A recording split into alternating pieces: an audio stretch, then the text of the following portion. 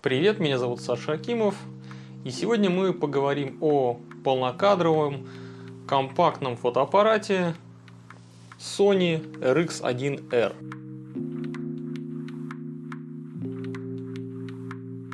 Давным-давно, когда эта камера только вышла, я смотрел на нее с огромным вожделением, но позволить себе ее, конечно же, не мог, потому что стоила она просто каких-то чудовищных денег, даже по тем временам, целых $3000. Да, тогда я был чуть более туповат и наивен, чем сейчас. Не исключаю того, что я и сейчас немного туповат и наивен, но тогда был прям максимально. Мне тогда казалось, что полный кадр — это что-то очень важное, что-то такое значительное, что-то, что кардинально влияет на качество картинки и на ее восприятие. В общем, я грезил тогда полным кадром, но денег на него у меня особо не было. На тот момент вообще среди таких вот дурачков вроде меня бытовало мнение, что полный кадр — это какая-то панацея, что он делает картинку более прекрасной, там у нее какие-то невероятные качества появляются. Тогда же запредельно дорогие объективы, на которых написано Zeiss, казались мне тоже какими-то фантастическими инструментами. Я думал, что если написано Zeiss на объективе, это просто-таки гарант качества, это гарант того, что у тебя не будет ни хроматических аберраций, ни каких-то искажений, что у тебя будет запредельная резкость по всему полю кадра на любом показателе диафрагмы. Да, я был наивным мудаком. Я ведь и подумать не мог, что у полного кадра могут быть недостатки. Или, например, что Zeiss может сделать достаточно посредственный объектив. И вот сейчас, когда я уже попробовал практически все камеры на этом свете, существующие всех форм, всех цветов и размеров матриц, я прекрасно понимаю, что полный кадр вообще нахрен не нужен мне. И в большинстве ситуаций. То есть все-таки иногда полный кадр и средний формат, они действительно нужны для каких-то определенных целей, но в большинстве ситуаций, в которых я применяю камеры, они действительно не несут какой-то острой необходимости. Сейчас я прекрасно понимаю, что есть и недорогие, и достаточно компактные камеры с небольшими матрицами, которые выдают просто чудесное качество без каких-то там серьезных оговорок. Ну и теперь я также знаю, что есть запредельно дорогие камеры, да запредельно дорогие объективы, которые при этом могут оказаться никчемными какими-то и крайне бесполезными. К большому сожалению, Sony RX1R относится именно к этой категории. Камера оверпрайснутая, пафосная, но просто недееспособная. Данный обзор Sony RX1R — это по сути и обзор Sony RX1 без добавления буквы R, потому что, это практически, в общем-то, это одинаковые камеры с небольшим промежутком между их датами выхода. У Sony RX1R просто убран low-pass фильтр, то есть антиалиасинг фильтр убрали перед матрицей для того, чтобы усилить резкость картинки. Сейчас таким решением никого не удивишь. В принципе, почти ни у каких камер и не осталось этого low-pass фильтра, разве что у Canon там какой-то еще тоненький остался.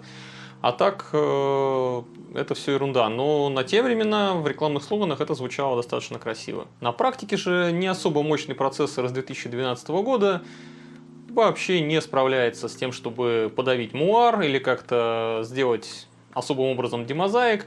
Да, резкость у тебя увеличивается, но при этом вот этот проклятущий муар становится твоим постоянным спутником. Ну, если ты, конечно, рискнул стать пользователем этой камеры. И, конечно, он не на всех снимках, и он не во всех сценариях съемки прямо, начинает появляться бешено. Но видишь ты муар гораздо чаще, чем хотелось бы. Муар значительно руинит картинку с этой камеры, хотя это и не ее основная проблема. В 2012 году Sony, когда выпустила первую версию RX1, у которой еще был сглаживающий фильтр, это действительно было своего рода прорывом в цифровую эпоху, потому что до нее ни одной полнокадровой компактной камеры никто не выпускал, никто не рисковал и не пытался так серьезно вложиться в разработку.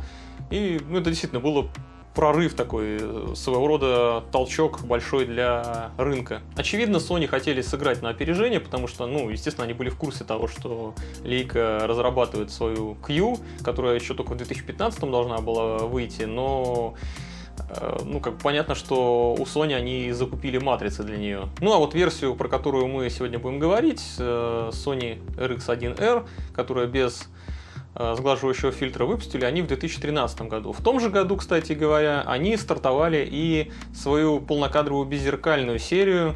Опять же, оказались они первопроходцами в этой области, выпустили они первую Альфу 7. То есть на тот момент они классно встряхнули рынок, выпустили эти камеры. Это, я считаю, очень важным и значительным событием. Остальные производители тоже немножко почесали репу и зашевелились в эту сторону. В случае обеих этих камер, что RX1 и Альфа 7, получилось, конечно, первое впечатление достаточно смазанным. С одной стороны, это действительно дерзкий толчок в неожиданном достаточно направлении развития. И, как оказалось, на данный момент мы понимаем, что все-таки в правильном направлении. Беззеркальные камеры на данный момент жестко доминируют над устаревшими зеркальными уродцами. Но, с другой стороны, что Sony Alpha 7, что первая вот эта Sony RX1, они довольно посредственные говенные камеры. У них не очень хорошая эргономика, очень фиговый автофокус, и они обладают очень большим количеством таких вот детских болезней. Заметно, что эти камеры, они сделаны людьми, которые, по моим ощущениям, достаточно далеки от фотографии. Делались они явно чисто такими упорными инженерами, которые хотели показать всему миру максимально, на что они вообще способны в данный момент. Но без какой-либо сильной оглядки на то, вообще, как человек будет этим пользоваться и какие впечатления у него от этой камеры будут при уже фактической съемке, при практике. Ну ладно, давайте поговорим об эргономике, органах управления данной камеры.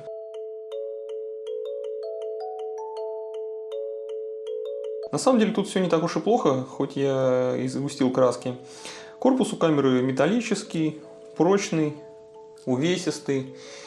Масса у нее целых полкило. На камере, кстати говоря, написано, что она made in Japan, то есть сделана все-таки в Японии, что также является неким знаком качества, но не гарантирует, что это будет великолепный инструмент. Спереди тут простенькая резиновая накладка, без какого-либо вообще выступа, она плоская абсолютно.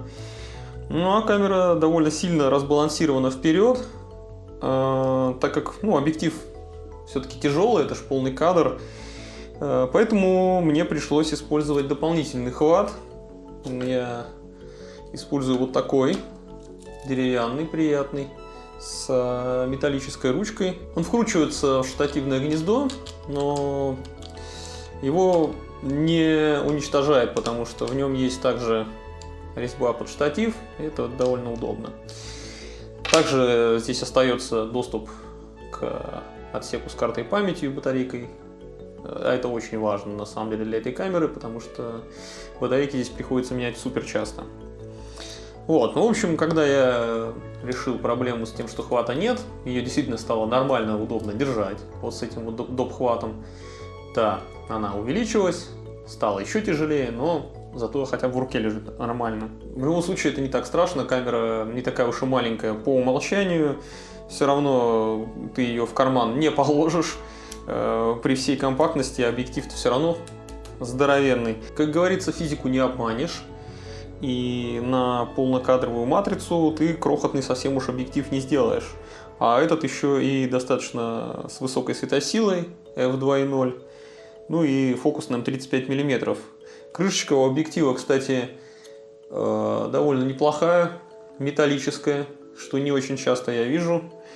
Но каждый раз радуюсь, когда я вижу, что крышка из металла. На самом объективе достаточно скромная, малюсенькая надпись такая здесь Zeiss. Видимо, не знаю, сам Zeiss немного стесняется того, что сделал вот это вот говнище. Диаметр у светофильтров 49 мм. Ну и тут очень кайфовое кольцо диафрагмы с щелчками на каждый третий.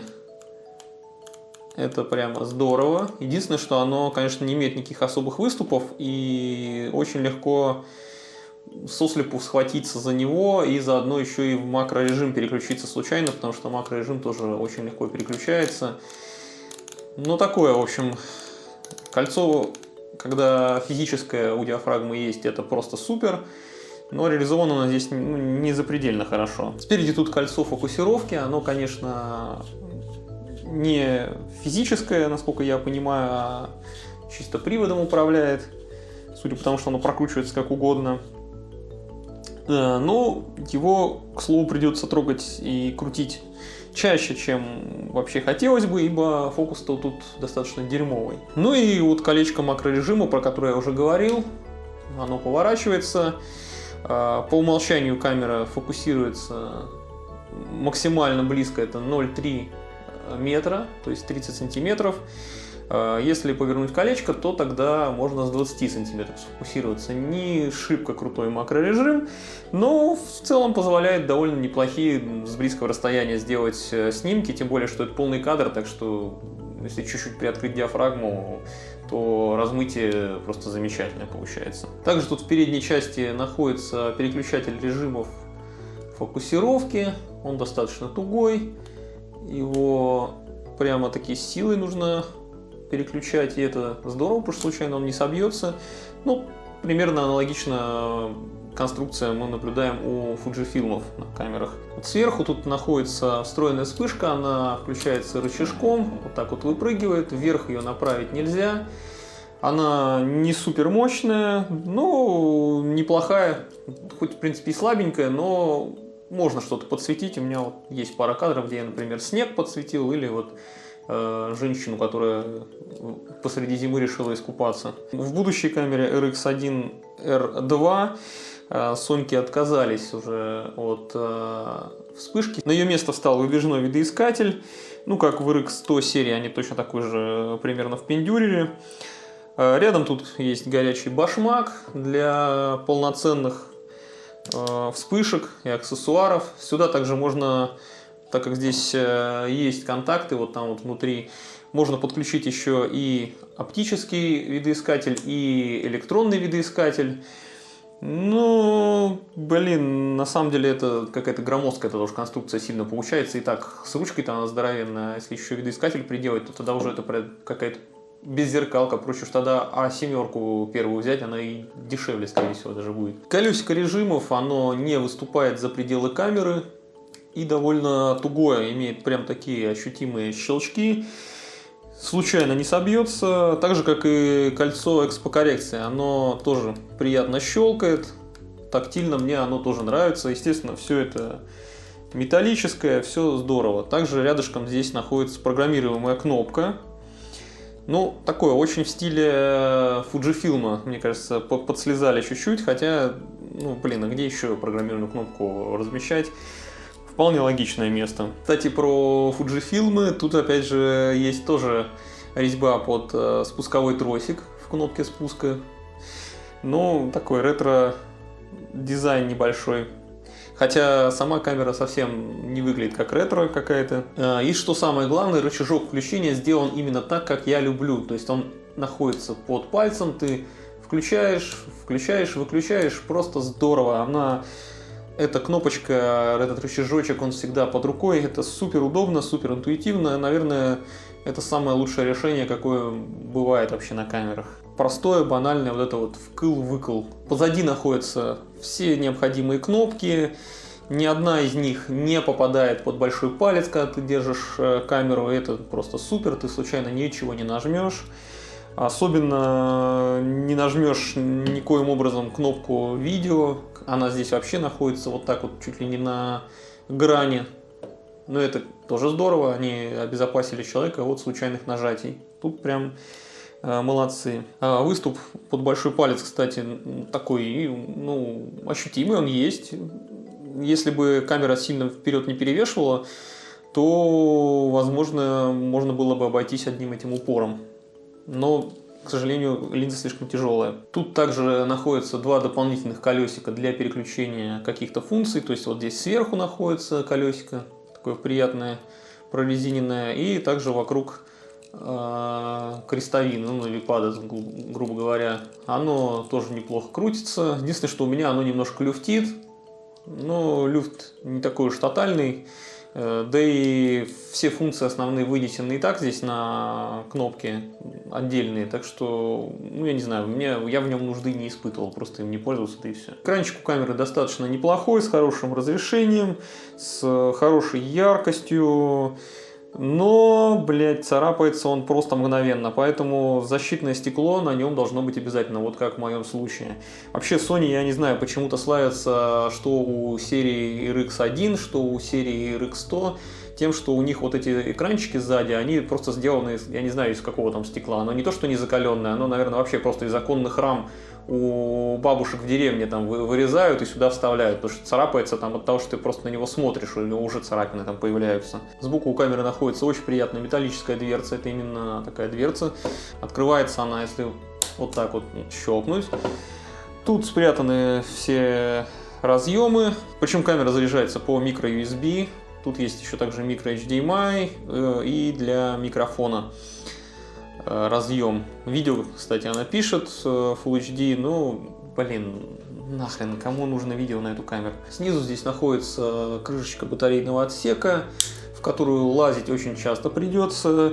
Как я уже говорил, батарейки, блин, ну просто микроскопические. Они от той же RX100, и ну, на полный кадр она вообще не тянет. К сожалению, приходится менять их очень часто. Я с собой таскал 3 штуки. Тут это просто кошмар. Ну, от одного заряда этой батарейки хватает на 100-150 фото, наверное, более-менее. Если же снимать в минусовую погоду, я вот зимой, например, поснимал в минус 10, минус 15, этой батарейки вообще может хватить на, 10 снимков, и она просто подыхает. Приходится таскать сразу горсть на всякий случай.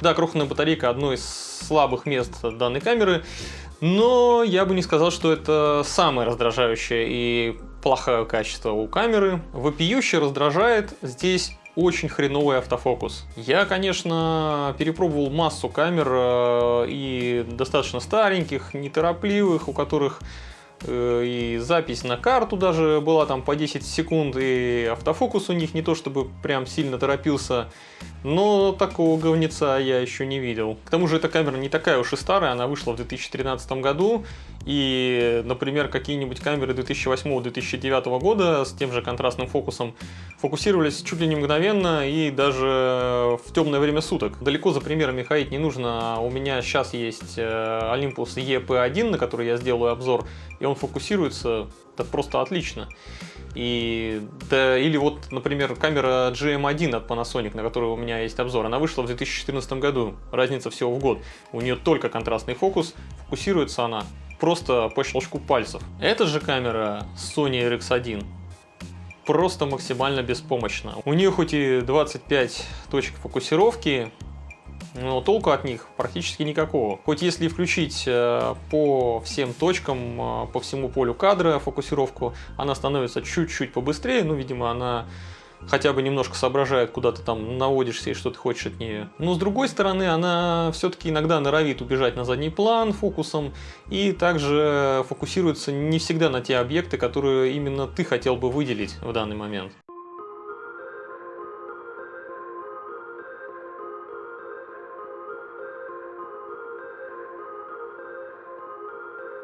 В итоге, как всегда, я переключаюсь на одну точку посередине, ну, благо она хотя бы не очень крупная. И вот тут моя жопа просто полностью сгорела. Иногда, когда ты фокусируешься просто в сумерках, замечу, не в ночи, то есть никогда прям кромешная тьма, а просто приглушенный свет, там, ну, солнце на закате, например, камера может просто потанцевать линзами взад-вперед и полностью отказаться фокусироваться. Она просто такая говорит: да забей, тебе не нужно никуда фокусироваться, я тут постою, короче, рядом, переключись-ка ты на мануал. нахрена вообще такой фокус существует? И ты, естественно, психанешь, потому что кадр-то ты хочешь получить, переключишься на ручную фокусировку и сам все сделаешь вручную. И благо хотя бы пикинг есть и увеличение участка кадра, куда ты хочешь сфокусироваться.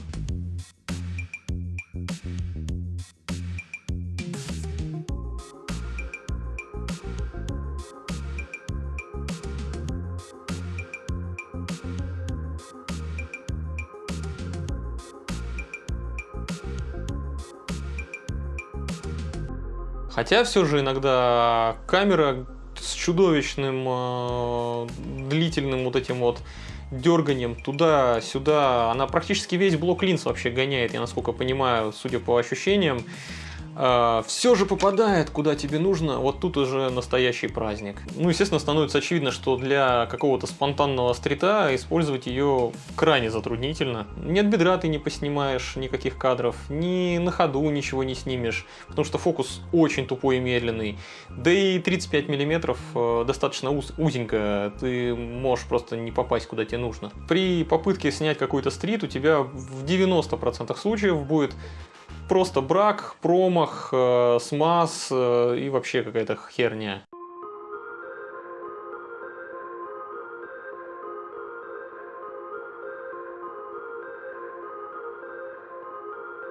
Тут ты остро понимаешь, что комбинация хреновых алгоритмов фокусировки и очень дегенеративной конструкции объектива лишают тебя прям огромного количества каких-то сценариев применения этой камеры. Остается снимать что-то неторопливое, что-то такое достаточно пассивное, но тут проявляются и другие недостатки. Конечно, в большинстве своем снимки именно вот каких-то сцен, которые не требуют спешки, получаются вполне сносные, нормальные.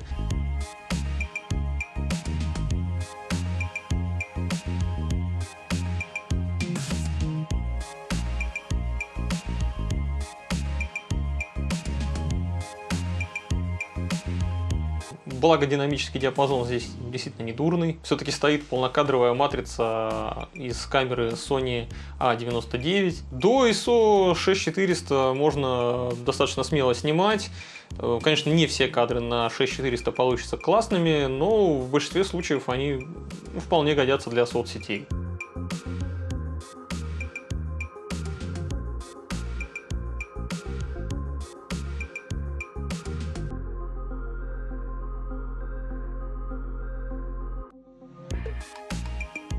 Но при попытке съемки каких-то высокодетализированных пейзажей или, может быть, архитектурных каких-то строений, у тебя начинает вылазить противный такой бензиновый муар. На веточках, например, они просто превращаются в какую-то кашу из разноцветных пикселей. Или же на каком-нибудь заборе или стене у тебя появляются вот эти дебильные разводы муара. А еще очень часто лезет противная такая пурпурная кайма, прямо очень-очень заметная на границах объектов. Причем на любых показателях диафрагмы и очень часто почти во всех сценариях она появляется. Даже не обязательно прям в каком-то невероятном контровом свете это делать, она просто лезет и все.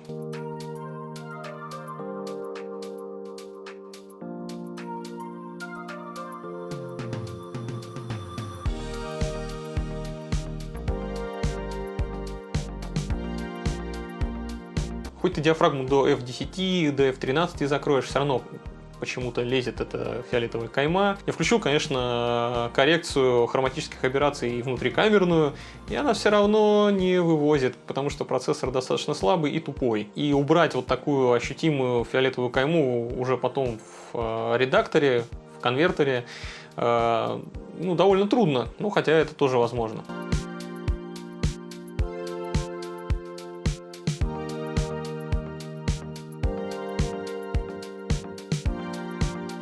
И такой дефект, он простителен для каких-то недорогих объективов на открытой дырке, там какого-нибудь, не знаю, дешманского полтинника 1.8, или какого-то для каких-то компактов недорогих.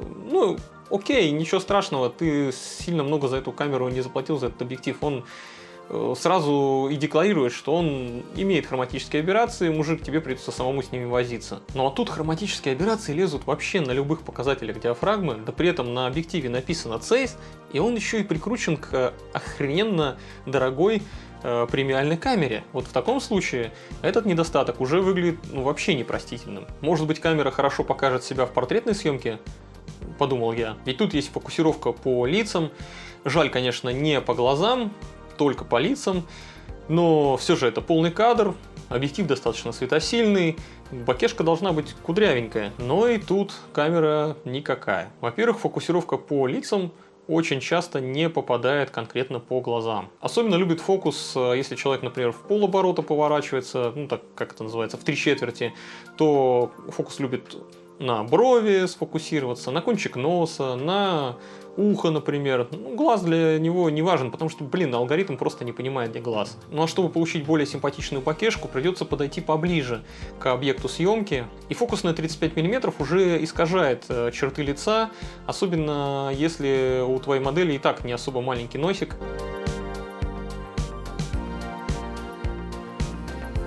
Получается уже не портрет, а какой-то шарж.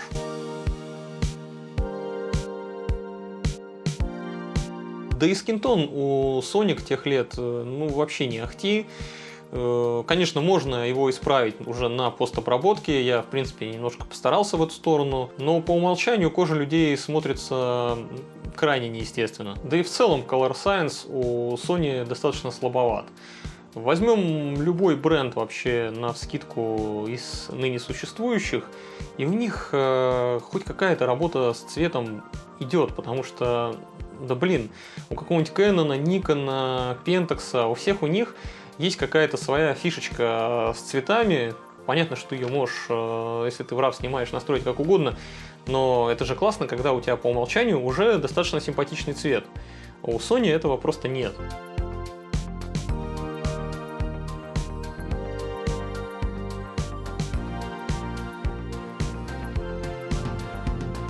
Sony же какие-то неестественные, накрученные цвета. Конечно, я не придурок, который снимает JPEG, и снимаю я в RAW. И я могу скорректировать все это на постобработке. Я могу там скорректировать перенасыщенное чудовищно синим цветом небо. Я там могу поправить баланс белого, если Сонька промахнулась. Кстати, она не так уж часто именно по балансу белого промахивается, но цвета она искажает знатно.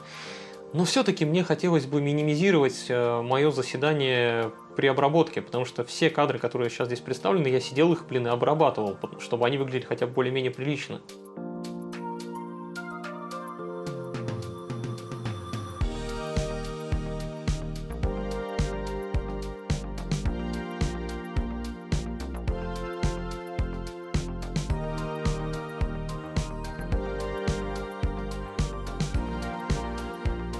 Что-то я принялся засирать цвета Sony, хотя я еще не закончил унижать объектив вот этот цейсовский, который здесь прикручен. У него же есть еще и макрорежим. Макро, я имею в виду, конечно, в кавычках огромных. Как я уже говорил, объектив позволяет сфокусироваться с 30 сантиметров, и, в принципе, это неплохо, достаточно близко для такой полнокадровой камеры. Если включить макрорежим, то фокусировка осуществляется уже с 20 сантиметров. Большой какой-то тотальной разницы между этим нет, но хочу заметить, что при включенном макрорежиме бакешка становится как-то, я не знаю, более воздушной, более нежной. Но в остальном разница несущественна, да и по какой-то полноценной макросъемкой это все равно не назовешь.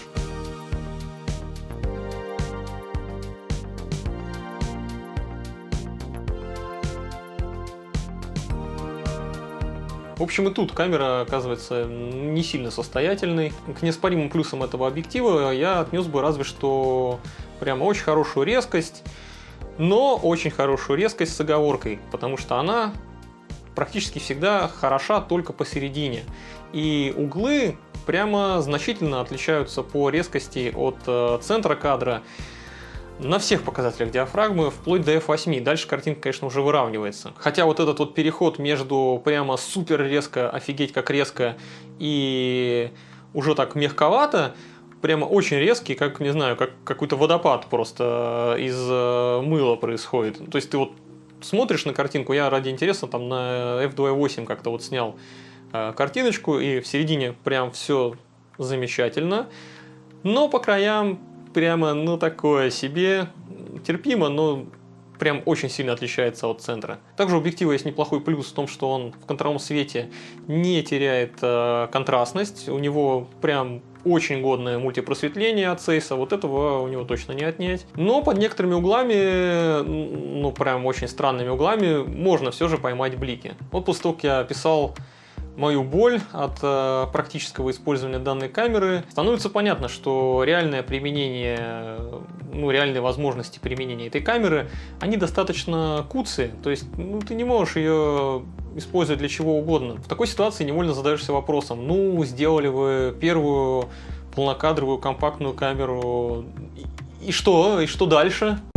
Безумно можно быть первым, безумно можно через... Да, выпендрились, показали красивые заголовки во всей мировой прессе, но при этом, по сути, обосрались вообще практически по всем фронтам. На мой взгляд, лучше бы довели ее разработку все-таки до ума, выпустили, пускай и позже, но уже хорошую камеру, которой было бы классно, удобно пользоваться, у которой был бы хороший автофокус с фазовыми датчиками, возможно, совершенно другая линза, желательно 28 мм. Были ли у этой камеры какие-то прям серьезные конкуренты на тот момент, когда она выходила?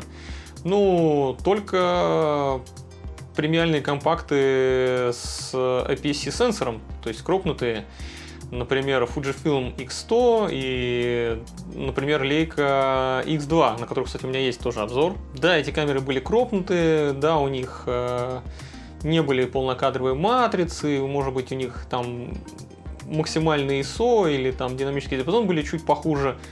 Не в 100 раз, замечу, хуже, а чуть-чуть похуже.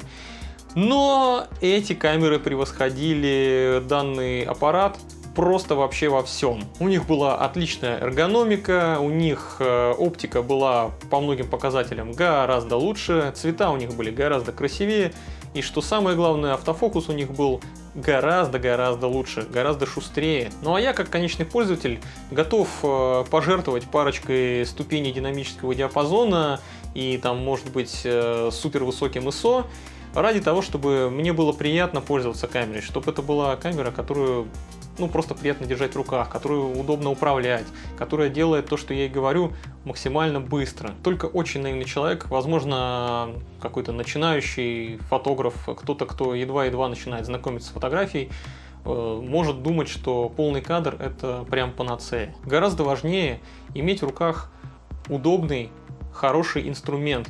И уже десятое дело, какой размер там матрицы. От некоторых камер со смехотворно маленьким сенсором, каким-нибудь 1.1.7, я получал несравненно большее удовольствие при использовании, нежели от этого полнокадрового говнища. У Sony RX1R, естественно, было продолжение. В 2015 году вышла Sony RX1R2.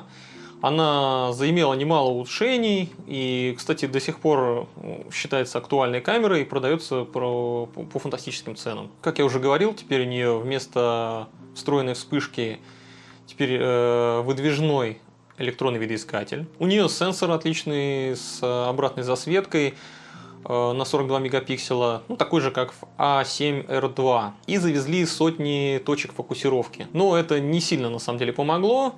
Фокус, конечно, стал получше, но не то чтобы прям очень сильно улучшился. Он все еще достаточно тормозной. Всяческие дефекты в виде хроматических аберраций, муара гораздо меньше стали себя проявлять. Они практически были побеждены. Но не за счет переработки объектива, а скорее за счет усиления мощности процессора. Объектив у камеры остался тот же, он в принципе также достаточно резкий, но из-за того, что у него очень убогая какая-то оптическая конструкция, особенно именно в плане фокусировки, из-за того, что он гонит очень много линз для того, чтобы фокусироваться, ну это реально такая примитивная достаточно конструкция, он тащит за собой на дно вот все хорошее, что есть в этой камере.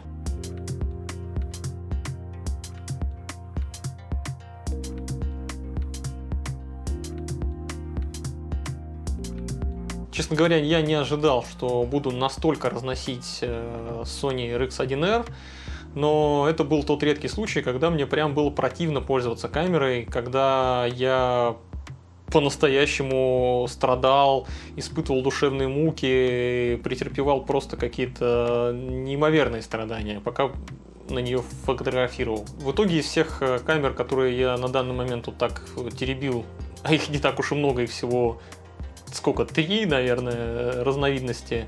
Я имею в виду полнокадровые компактные фотоаппараты с фиксированным фокусным расстоянием. Это, наверное, единственное, которое имеет смысл, это Leica Q. Но цена на Leica Q еще более негуманная, так что тут как бы мои полномочия все. Надеюсь, вам понравилось данное видео, хоть я и бомбил вообще всю дорогу, но не забудьте подписаться, я еще готовлю кучу классных обзоров. Не забудьте также колокольчик там нажать, чтобы будущее видео не пропустить случайно. Ну, а я с вами тогда прощаюсь, до новых встреч.